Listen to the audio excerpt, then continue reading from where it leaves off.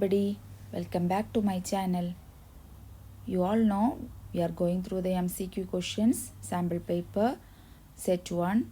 So today we are going to do the question number 6. What is the question? If tan theta is equal to 5 by 2, then 4 into sin theta plus cos theta by 4 into sin theta minus cos theta is equal to what? So here given tan theta is equal to 5 by 2, right? But in the question they are given sin theta and cos theta. So we have to do some changes here. Then only we get the value of the question. Okay. We all know here sin theta, cos theta, and we all know the relation. What is the identity? Tan theta is equal to sin theta by cos theta.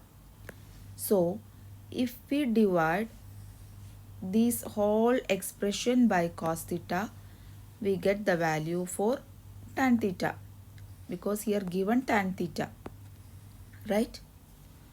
So,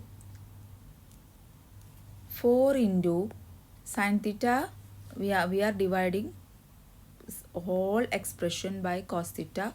So, here we have to divide each of the expression by cos theta. So here what we get? 4 into sin theta by cos theta plus cos theta by cos theta whole divided by 4 into sin theta by cos theta minus cos theta by cos theta is equal to, we all know sin theta by cos theta is equal to tan theta. So this is equal to 4 into tan theta plus cos theta by cos theta, same value. So it's cancelled. Plus 1 whole divided by 4 into again sin theta by cos theta tan theta minus 1. Here also it cancelled. So what is the value we get? Is equal to 4 into, now we can give the value for tan theta. Here given tan theta is equal to 5 by 2. So we can substitute here is equal to 4 into tan theta means 5 by 2 plus 1 divided by 4 into again tan theta 5 by 2 minus 1 is equal to here 2, 4. So 4 divided by 2, 2 is equal to 2 into 5 plus 1 divided by 2 into 5. Here also same. Here 4, here 2. So we can cancel 2 2s are 1, 2 4s are 2, like that. Okay, here also same. 2 into 5 minus 1 is equal to, this into 2 into 5, 10. 10 plus 1 by 2 into 5, 10. 10 minus 1 is equal to 11 by 9. So what is the answer? 11 by 9. So this is the answer, option A. Question number 7. What is the question? In the given figure, a tangent has been drawn at a point P on the circle centered at O. Here a tangent is there, okay, and it is drawn at a point P. If angle TPQ is equal to 110 degree, then find the value of angle POQ.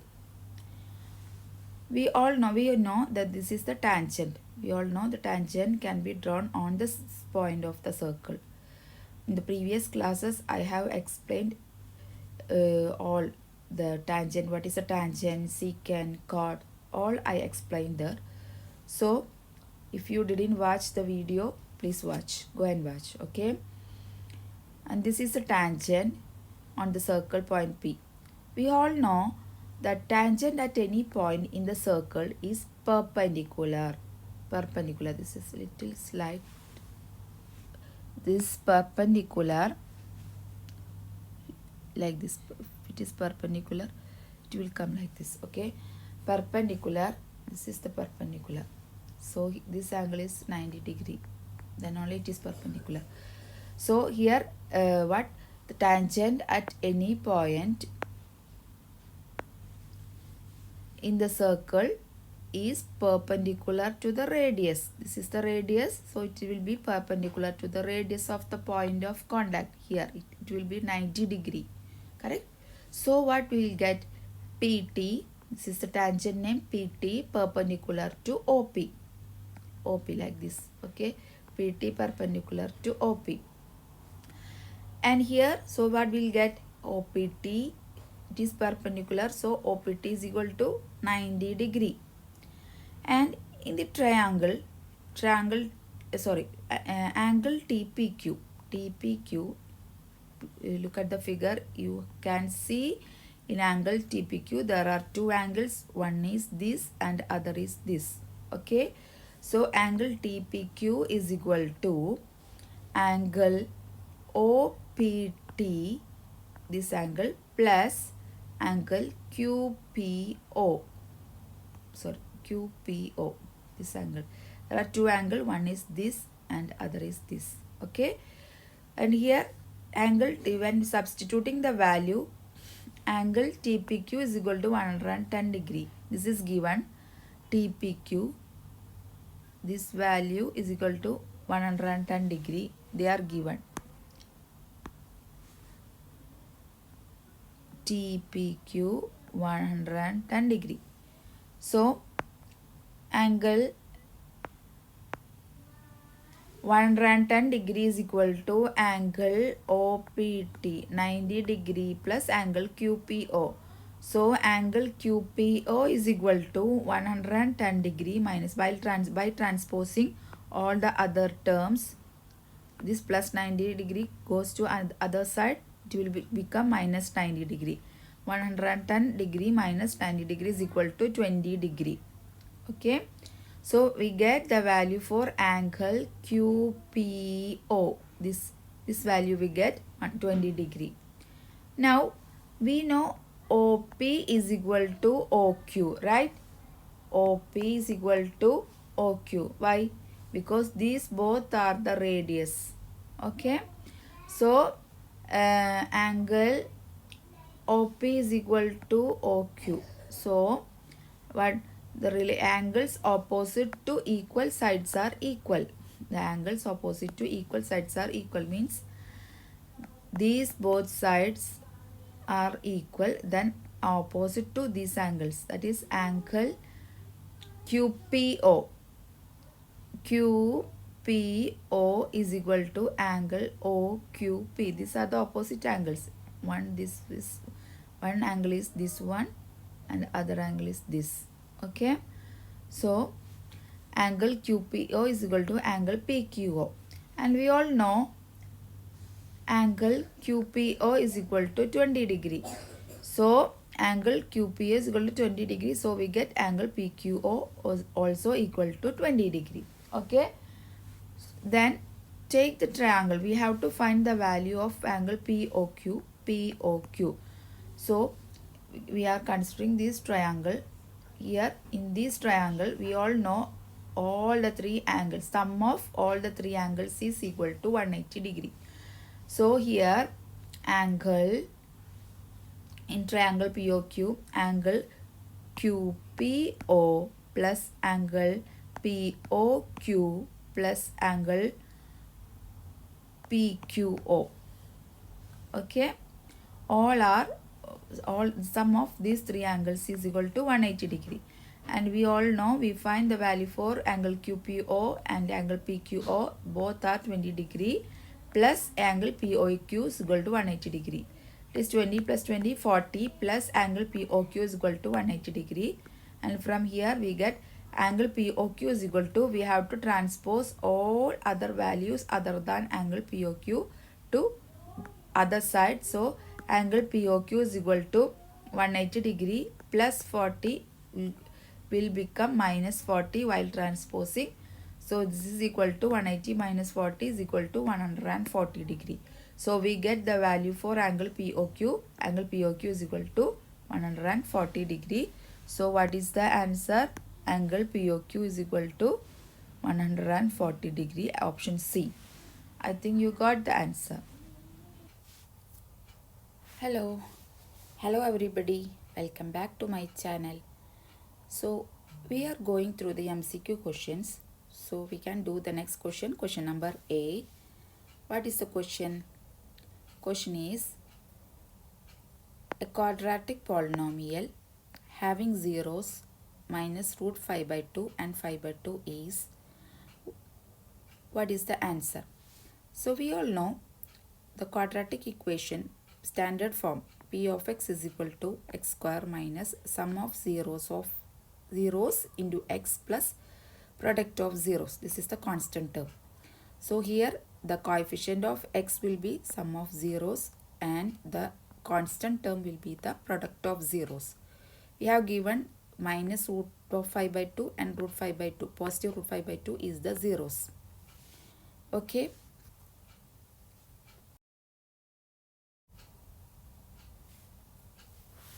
So here p of x is equal to x square. We can substitute the sum of zeros and product of zeros in this equation, x square minus this equation. So we can find sum of zeros and product of zeros. Here sum of zeros is equal to minus root of 5 by 2 plus root of 5 by 2. We all know if a number comes with opposite sign, negative and positive number, if the same number with positive and negative sign will be cancelled. So this 2 cancel is equal to 0. Next, product of zeros is equal to minus of root 5 by 2 into positive root 5 by 2 is equal to negative of root 5. We can split this term. We know root of a by b is equal to root a by root b. Okay, with this equation we can write this equal to root 5 by root 2 and into root 5 by root 2. Okay, so here one negative sign also there. So root a into root b, what? Sorry, root of a into root a is equal to a, right? So here root 5 into root 5 is equal to 5, root 2 into root 2 is equal to 2. So it's equal to negative 5 by 2. So we get product of zeros is equal to negative 5 by 2. So we can substitute these two values, x square minus 0x plus minus 5 by 2 plus minus 5 by 2, right? We can do like this.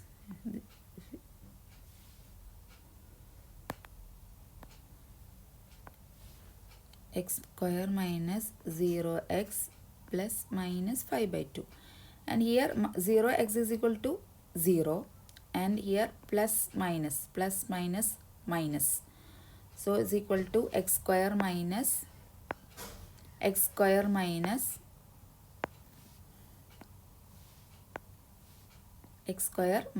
here plus or minus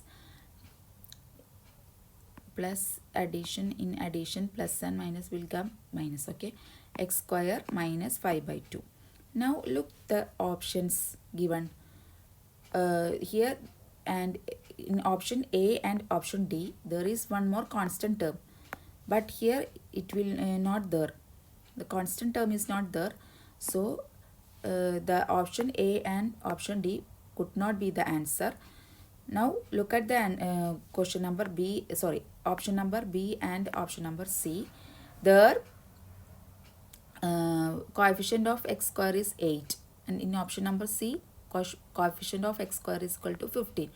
So here we can do one trick, that is we have to reach to the answer. We can do one trick, that is we have to multiply this by 8 and this by 15.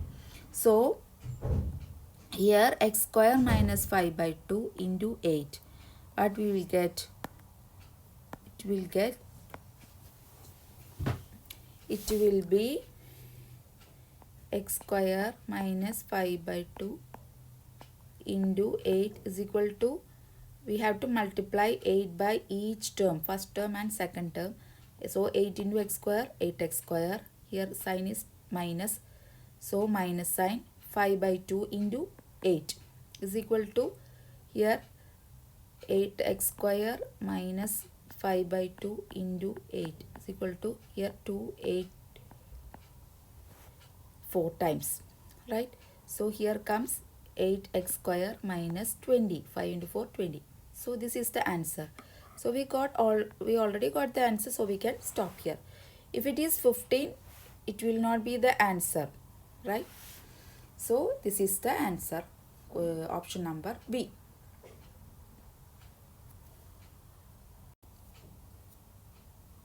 Next question is question number 9. Consider the frequency distribution of 45 observations.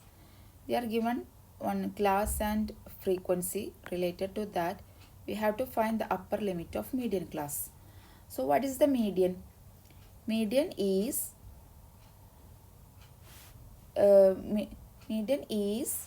what? The value of the middlemost observation, right? The value of middlemost observation. Middlemost observation is the median. So here we have to find the how we will find the upper limit of median class.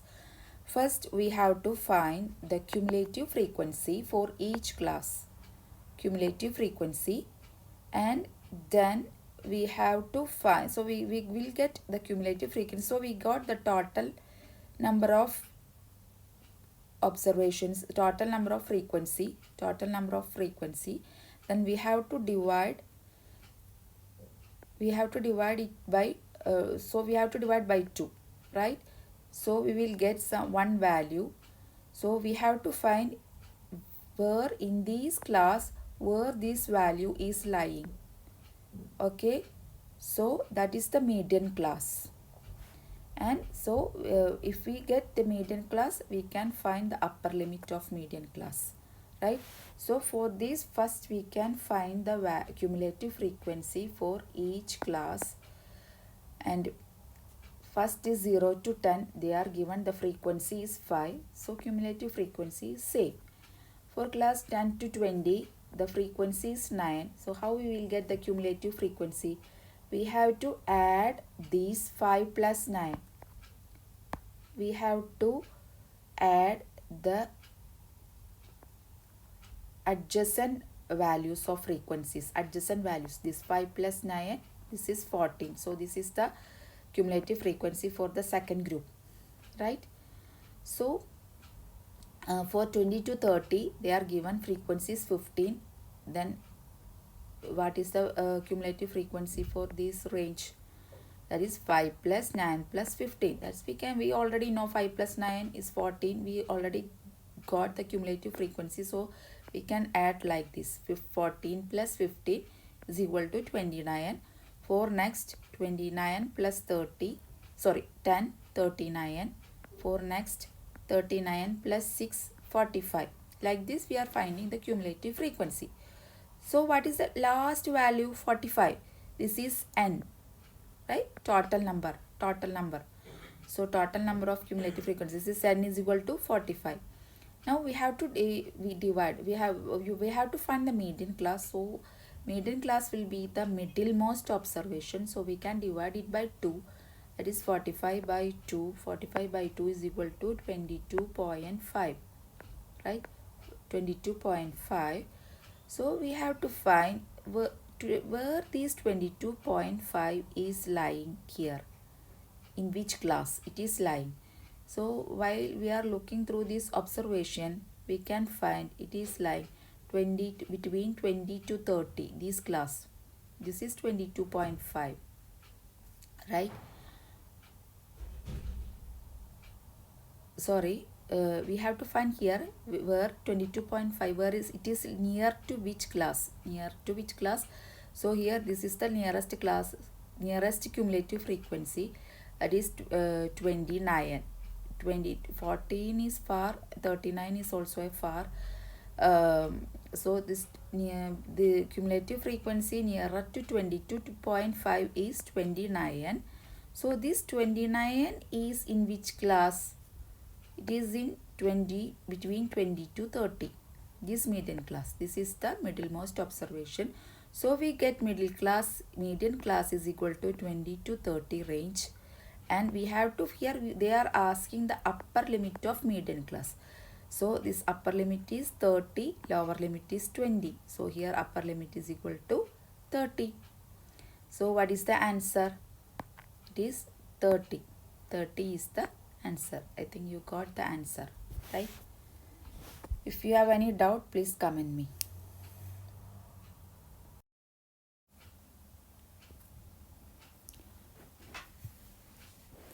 Next is 10th question. What is the question? O is the point of intersection of two chords AB and CD of circle.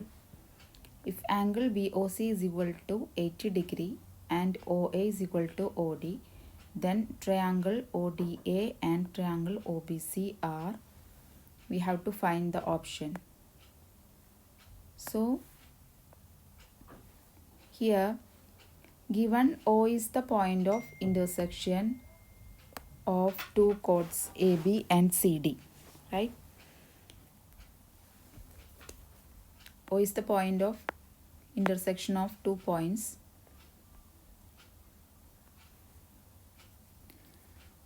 The given two chords AB and CD. AB and CD, two chords are given and O is the point of intersection of the two chords. Given angle BOC is equal to 80 degree and OA is equal to OD. So this triangle is isosceles because given OA is equal to OD. Then we have to find triangle ODA and triangle OBC are what? The four options are given. Okay, this is the triangle ODA and triangle OBC. Okay, we have to find which of the following options will be true for these two triangles. So first we know chord intersection theorem. What is the chord intersection theorem? If two chords inside the circle intersect at a point, then product of their segments are equal, right? Here they are given two chords intersect at a point O. So according to this point we can reach the theorem the product of their segments are equal. So these two triangles OAD and OBC, these two triangles lie inside a circle, they intersect at a point O. So according to this theorem, product of their segments, that is OA into OB is equal to OC into OD. Okay, and they are given OA is equal to OD. So since OA is equal to OD, we can write OD instead of OA. This is given point. So this equation becomes OA becomes OD according to this point. OD into OB is equal to OC into OD, right? And here OD is equal, OD is same, right? Left hand side and right hand side. This OD comes equal in the left hand side and right hand side, so it becomes cancel. So what is the remaining values? OB is equal to OC. So we get OB is equal to OC. So we got the in triangle OBC, OB is equal to OC. So triangle OBC is isosceles. And so one point we got, it is isosceles.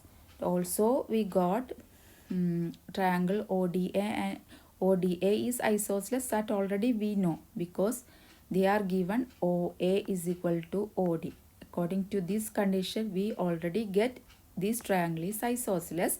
Now we found this triangle also isosceles.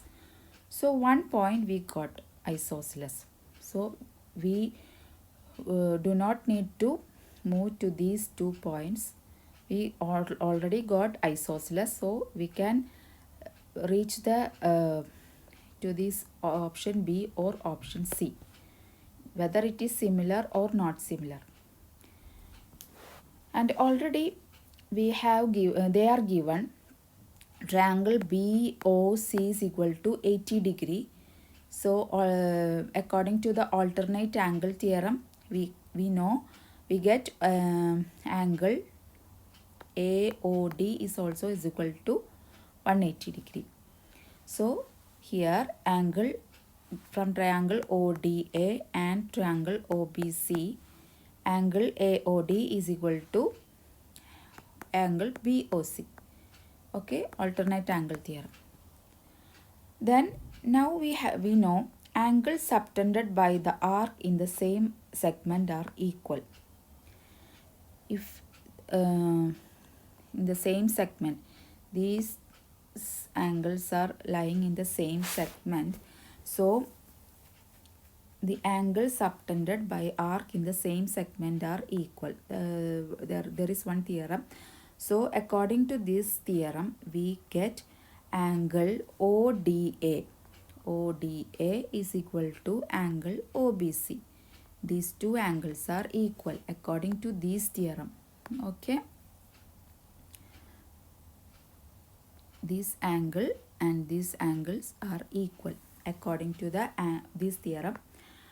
So we get angle ODA is equal to angle OBC. So what we get?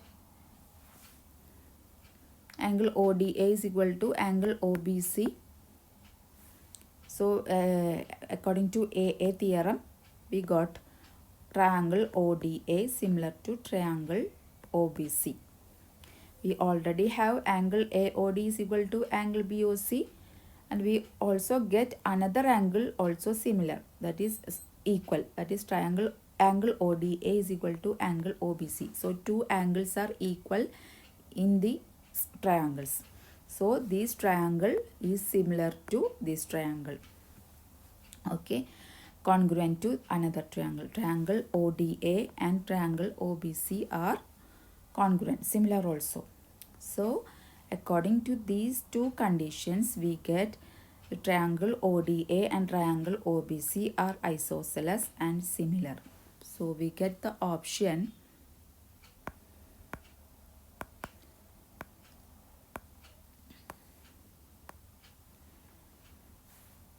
isosceles and similar. Okay.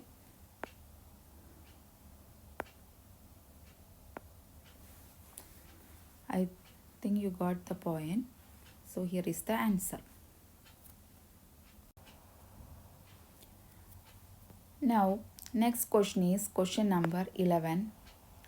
What is the question? The roots of the quadratic equation x square plus x minus 1 is equal to 0 are, 4 options are there. We have to find which of the options will suit the question. We all know the standard form of quadratic equation. What is that? Ax square plus bx plus c is equal to 0. Also, we have 3 conditions. How the roots will be for these quadratic. There are 3 conditions for this quadratic equation. If there is no real roots, okay, then the discriminant of this quadratic equation less than 0. We have to find first of all the discriminant of this quadratic equation, and we have to find if d is the short form of discriminant. If d less than 0, then we will reach the assumption there are no real roots for this quadratic equation. Okay. And next, if d is equal to 0, we can reach the assumption that the roots will be real and equal roots. And if d greater than 0, the roots will be real and distinct. So these are the 3 conditions for the roots of the quadratic equation. And here the real number, if it is real numbers, the real numbers is rational or irrational. So we have to find that also, whether it is rational or irrational. If the roots of the quadratic equation is real numbers, whether if it is getting a real number, then we have to find whether the roots are rational or irrational. So first of all, we have to find the discriminant. Here given x square plus x minus 1 is equal to 0. How we will get the discriminant? There is one formula for finding the discriminant, that is d is equal to b square minus 4 into ac. Here a is equal to 1, b is equal to 1 and c is equal to minus 1, negative, because in this standard form there is no any negative sign. So here for 1 there is a negative sign, so we have to put that negative in the value. Okay, so d is equal to b square minus 4ac, that is d is equal to b is equal to 1, so 1 square minus 4 into 1 into c is equal to minus 1, that is 1 square is 1 minus, here it is there are two negative sign, negative and negative, that's why I put two negative together. So you have to put these two negative signs together, minus and minus of 4 into 1 into 1, again 4. So these two negative sign become positive. Negative plus negative is equal to positive. So here 1 plus 4 is equal to 5. So you got the discriminant, it is equal to 5. So here discriminant greater than 0. 5 greater than 0. So you got what is the roots of this equation? It will be real and distinct. So you got the roots are real and distinct. But for if it is real, there are two conditions. It will be rational or irrational. So you have to find whether it is rational or irrational. For that, you have to find the root equation x is equal to minus b plus or minus root of d by 2a. Okay, so x is equal to, we have to find the, we can substitute the values, minus b is equal to 1 plus or minus root of 5. D we get root d is equal to 5, so root of 5 by 2. So if it is rational number, there will be no root. But here we already get one root sign here. If it is root, we know it is an irrational number, right? If it is rational number, there will be no root. If we add any number to one square root of another number, then it will again becomes square root, because square root of this number, it will become root 5 is equal to, it will be a decimal number, is equal to minus 1 plus or minus root 5 means 2 point something. So if we add negative 1 to this number, we again get a decimal number, that is a square root number.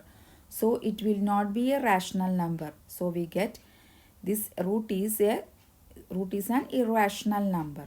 So what we get, which option it is suit for, which option is suit for this question? That is, the roots are irrational. This is irrational, right? Irrational and distinct. Okay, the roots are irrational and distinct. Distinct we already got here.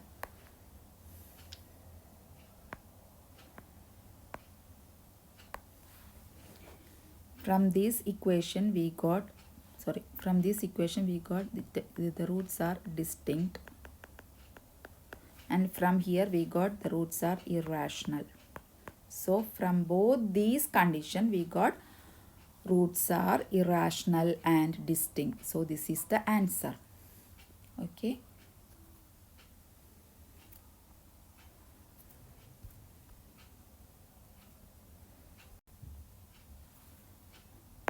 Next question is question number 12.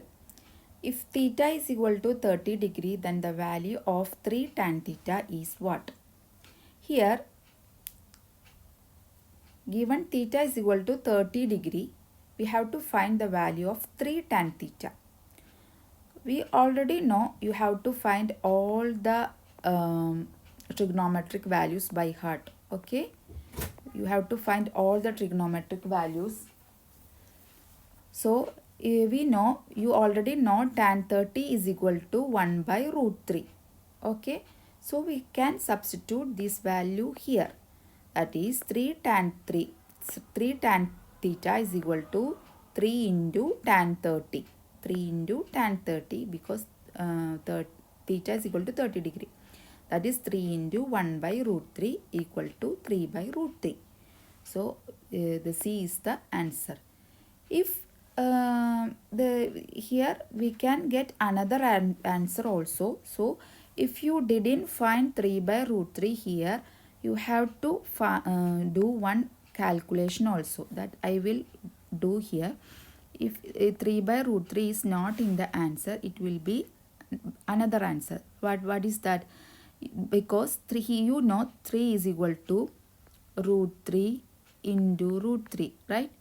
3 is equal to root 3 into root 3 by root 3. That is equal to, we can cancel 1 root 3. So what you got? This is equal to root 3. Okay. So if root 3 is the answer, then you have to find the simplification.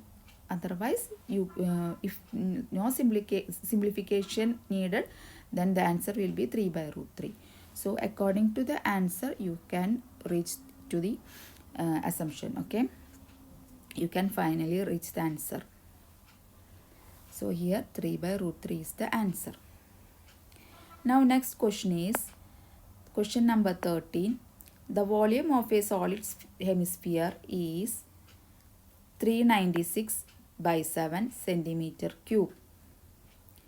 The total surface area of the solid hemisphere in square centimeter is what? So here given volume of a solid hemisphere 396 by 7, and since it is volume, it is expressed in the form centimeter cube. You have to find the total surface area. So how you got the total surface area? First, they are given volume. So you can write the volume of the solid hemisphere is equal to, you have to by heart all these formulas. You know, we have to volume of the solid hemisphere is equal to 2 by 3 pi r cube. So they are given 2 by 3 pi r cube is equal to, they are given one value 396 by 7.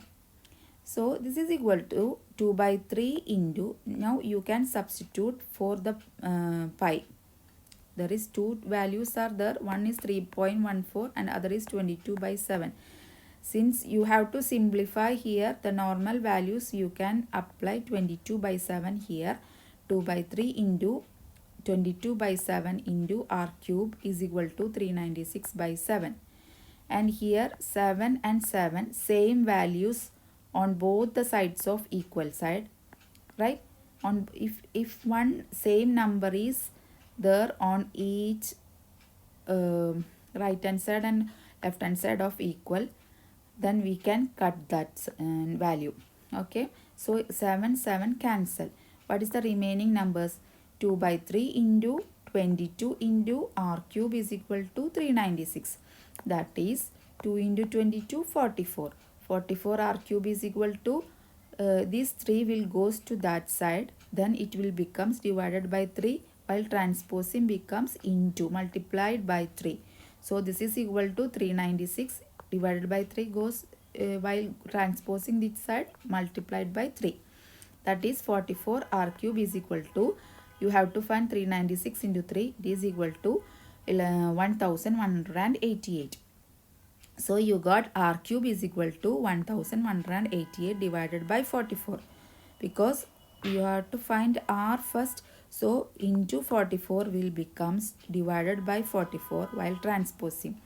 That is equal to, you can simplify this by simplifying, you get it is equal to 594. You can simplify it by dividing by 2. Both sides divide by 2, then it will get 594 by 22, and 594 by 22 is the correct divisor of 27. Okay, it will perfectly divided by 22, so it is equal to 27. So if r cube is equal to 27, then r is equal to cube root of 27, which is equal to 3. Because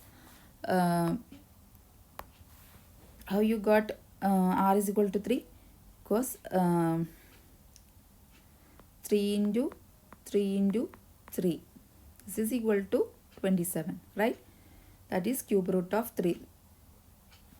Sorry, cube root of 27 is equal to 3. So r is equal to 3.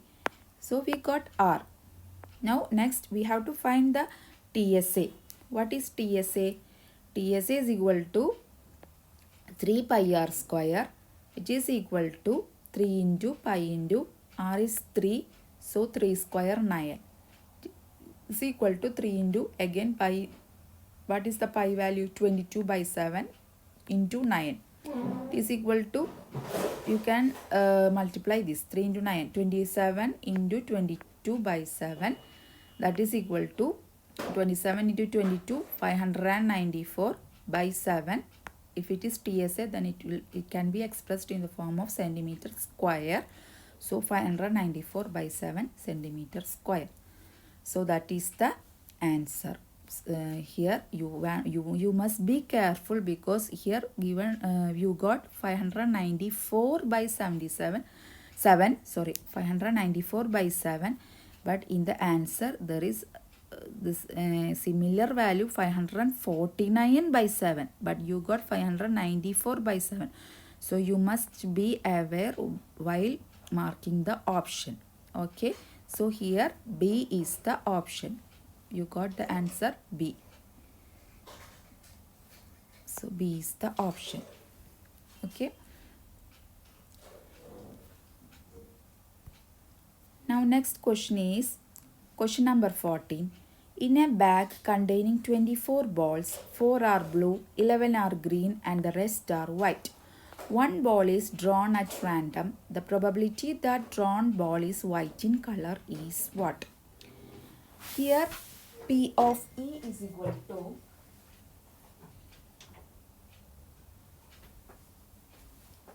P of E means what? P of E means the probability of finding a number. Probability of finding a number, that is, what is the equation? Probability of finding a number. Number of favorite outcome by total number of outcome, right? Number of favorite outcome by total number of outcome. So here total number is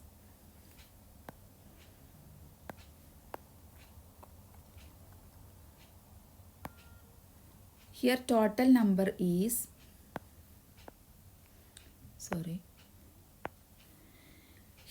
number is they are given 24 ball in a bag containing 24 ball. So total number is equal to 24, and they are given probability of getting a blue ball is 4. So P of B is equal to 4, and probability of getting green ball is 11. P of G is equal to 11, and rest are white.